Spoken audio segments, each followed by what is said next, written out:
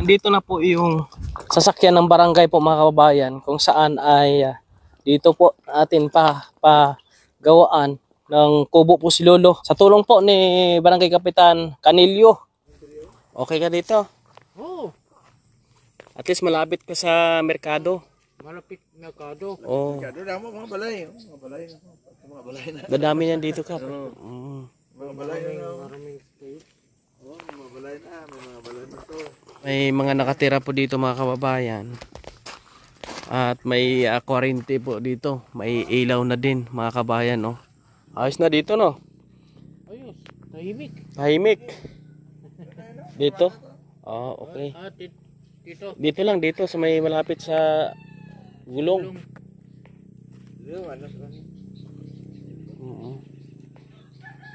Pwede. Ayos na. At least meron ka ng uuwian. Oo. Sarado na bahay. Oo, pupunta ka sa taas, sarado mo lang, balik ka uwi. Okay, sige na. Yan po, maraming salamat. Sana may mga iba pang makatulong kasi very expensive itong gagawin natin dito. Pero may mga materialis na tayong pauna, mga kabayan, mula kay Ate Rosalinda. Sige. Okay na. Maraming salamat. Salamat ka kay Kapitan. Oo. Binigyan ka niya ng space. May tanod ka pang kasama. Oh, may tanod ka pang kasama. Pag binigyan kita ng ayuda, si Barangay Tanod kasama kasi siya yung malapit sa iyo. Okay. Kamo. Ikaw? Oh. Ikaw nakatira dito? Oh. Oh. 'Di ba? Wala na sa libre suga pala pre. Ipatapingan na lang sa kabilog. Ay, may suga siya. Sa street light niya. Suga kaya wala ko nang ligit pakuha na. Ipalinyahan ko lang ito mag-o. Dili na lang sa permanente.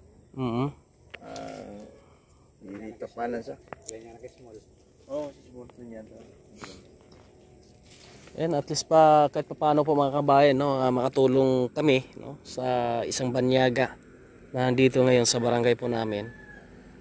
Kaya okay na po itong napag-usapan, no, at sikap na lang gagawa po ng sikap. Oh, sige. Maraming salamat, Kap. Maraming salamat. Salamat. Ayan po mga kabayan, no. Isang hakutan lang po. To. Ano lang, ang sukat 12 by 12 by 6. Para dito yung ano nila, no. Di, ganyan siguro, Mar. Ito konti dito. Sige, yan. Oh. Sige, lagay mo. Dito ko pasok. Yan. 12. 12 dyan. Dito, 12 oh. No? Sige, hawakan mo ha. Hawakan mo lang dyan. 12, yung kalahati dito. Ito yung... Kita. Tapos dire. Ito yung kalahati, no? Ayan, nag-order po tayo ng 2 kubiko, no? Na buhangin. At yung gamit po natin na hollow blocks, simento, hardiplex. Hardiplex, kulang pa tayo mga kabayan, no? At yung tubo na plastic, yun yung gagamitin natin. At yung yero, meron na po. Ito na ngayon yung pinorma, maliit lang po ito. Sa ang size po nito ay 12 by 7, no? Pwede na sa dito mga kabayan, pwede sa kama, gaya ng parang maliit niya na sala, tapos gagawa na lang kami ng CR at saka yung kusina niya mga kabayan. Ito, marami mang kulang nito mga kababayan, yung materyales. Siguro kung anong meron ako, pinagkakasya lang po natin mga kabayan kung anong meron tayong budget. Nagpapasalamat na to kay Ate Rosalinda Overo sa pagtulong po sa atin at para mapabilis itong paggawa, no? Ito, bali 3 yung tao po nagagawa. Isa din po 'yan sa ating babayaran. Kaya hopefully, no? Meron pang makapag-share po ng blessing po dito para dito sa gagawing bahay-bahay po ni Lolo go po mga kabayan po natin. At tabayanan niyo po yung update po namin, update natin, no? At welcome ang lahat sa mga nais pong magpaabot ng pagmamahal dito sa kanya, no? Kasi dito marami pa tayong gagawin. Malaking tulong po yung mga kababayan, yung mga tulong ng ating mga suporta, mga OFW nating kababayan, malaking tulong po yan. Kaya ito, dito na po talaga kasi doon sa amin ay naghanap ako doon. Hindi na pwede kasi sobrang layo na mga kabayan, no? Hindi mahirapan po sa doon kasi bukod din sa amin, tapos yung rough road, ang daanan papunta dito. Dito, madali lang kasi puting lakad niya lang, nandiyan na sa may palengke. Ito po pag sinerch nyo po yung Sipalay, no? Pag makikita nyo Sipalay, Barangay San Jose, makikita nyo po yun. Yung meron ka makikitang butas, no? Kita yung tubig dyan na malaki. Nandyan po. Ito po yung area nito, nasa ibabaw nito, mga kababayan. Kaya ito, safe dito. Maraming mga nakatira. May mga kapitbahay din si Lolo dito. Kaya okay sa dito kasi tahimik po, no? Tabayan nyo po yung iba naman gagawin po dito. Yan, sipag ni Richel, oh. Handa ng ihawan pero wala namang pang ihaw. Continue na po dito mga kabayan at nakapag masa na po sila. At ito na ngayon, no. Yan, oh. Shoutout natin si Rami po mga kabayan. Rami Vlogs. Dito mga kababayan, no, sa Barangay San Jose ay gusto din natin na merong magiging vlogger dito sa Barangay San Jose para po meron tayong katuwang dito, no? Kasi iikot po tayo sa buong Negros po mga kababayan someday. Kaya sana, no, lahat ng barangay dito sa amin merong kahit isang charity vloggers para marami ang pwedeng marating mga kabayan, no? Ayan, no. Naglagay na ng palitada. Ang tawag niyan? Hindi ko alam ang tawag niyan, eh. Mga kabayan, no, napakabilis, no. Napakabilis po ng action. Ito nga, ano, bago man dumating ang tigbagyo ay kailangan magkaroon ng bahay si Lolo. Para hindi na po siya kung saan tumatakbo kapag umuulan. Kung saan kasi at least mayroon sa sarili po mga kababayan. Ganda po dito, oh. Nakaka-relax, no? Kung sakali mang magdala sa ng chicks dito ay sigurado kasya naman silang dalawa dyan, malaki man yan. Malay natin kasi gusto nila rin magkaroon siya ng partner. Pagka meron daw siyang pension, hanap daw siya ng partner na pwedeng makatulong sa kanya daw. Ayun si Raymond, shoutout kay Raymond.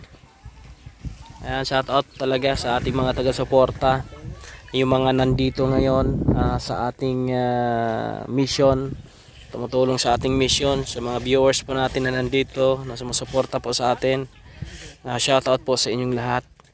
At malaking pasalamat ko po sa inyo, no? Lalo na po sa mga kaibigan ko po, no? Tulad kay Ate Rosalinda na ang support sa ating pong mission ay nandyan palagi po mga kababayan. Salamat Ate Rosalinda Hubero, thank you very much. At salamat sa mga iba po nating kaibigan, no? Na tumutulong din po, sumusuporta sa ating mission. Maraming salamat po, no, kay Ate Minda Lakso, yan. Salamat po sa lahat po, no, ng ating mga kaibigan. Antabayanan nyo po mga kababayan yung ating mga update dito po, no. Marami pang pwedeng mangyari, no, dito po, no, sa pagtulong natin dito sa isang German national na talagang zero, as in zero siya, no. Walang pera, walang pension, walang makain, walang tirahan, walang asawa, lahat po, no, as in zero, wala. Grabe mga kabayan. Pero nagpapasalamat tayo dito mga kabayan, no, sa mabilisang pagtugon, no, sa butihing barangay chairman ng Barangay San Jose, na si Chairman Canelio, no. isa din po ito sa relatives po natin kasi yung mothers, yung lula ko po mga kababayan ay Kanilyo. Isa sa mga relatives po natin yan. Kaya mabilis po no yung tugon ni Kapitan. Maraming salamat. Shout out sa mga barangay opisyalis ng barangay San Jose. Sa mga residente dito po mga kababayan. Shout out po. Maraming salamat. Tuloy po ang pag-iikot po ni Raymond po mga kababayan, no? At kung ano po ang pwede natin maitulong, sa tulong po ng ating mga suporta, nandito tayo para handang gawin ng mabilisang aksyon po mga kababayan. Ito kasi isang pagkakataon ito na binigay no, para kay Lolo na natagpuan po natin siya. At ito yung pagkakataon na matulungan po sa mga kababayan kasi kung saan-saan na po si Lolo po mga kababayan, no? Kung saan-saan sa pupunta, yung bang homeless po mga kababayan. Kaya maraming salamat po. God bless sa inyo lahat. Andito si Raymond. I-spread po natin yung helping people needs. At supportan po natin mga kababayan, no? Si Kival Santos Matubang, siya po ang ating mentor sa pagtulong. Siya ang nag-trend sa ating kung paano po magtulong sa ating mga kababayan na higit nangangailangan. Maraming salamat. Hanggang sa muli po mga kababayan, mabuhay kayong lahat.